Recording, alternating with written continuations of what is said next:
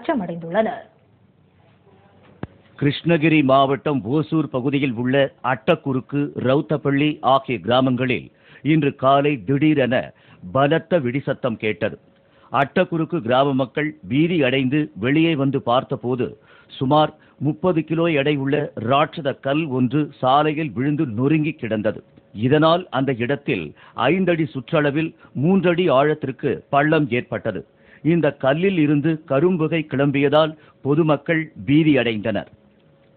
காலையில் 8:45 மணி அளவில் பயங்கரமாக சத்தத்தோட அந்த கல் மேலிருந்து வந்து கீழே விழுந்தது. அது பக்கத்துலேயே வீடுங்கள்லாம் இருக்குது. இந்த வீடுங்கள்லாம் பக்கத்துலேயே 10 அடியில் 15 அடியில் எல்லாம் இருக்குது. அதே மாதிரி காலையில் ஸ்கூல் பிள்ளைங்க நிறைய பேர் நடந்து போயிட்டே இருந்தாங்க. வெளியில் வந்து இது அசம்பாவிதம் நடக்கும்போது வந்து திடீர்னு 8:45 மணியில் ஸ்கூல் பிள்ளைங்கெல்லாம் போகும்போது இந்த மாதிரி திடீர்னு விழுந்ததுனால எல்லாம் அதிர்ச்சி ஆகிட்டாங்க.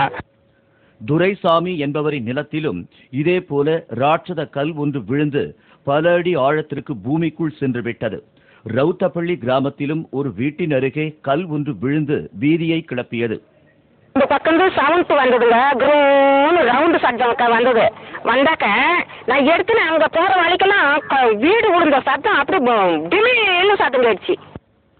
ராணுவத்தினர் சோதனைக்காக சில கற்களை ஹெலிகாப்டரில் எடுத்துச் சென்ற போது அவை தவறி விழுந்து விட்டதாக போலீசார் தெரிவித்தனர். பின்னர் அந்த கற்கள் சோதனைக்காக கொண்டு செல்லப்பட்டன.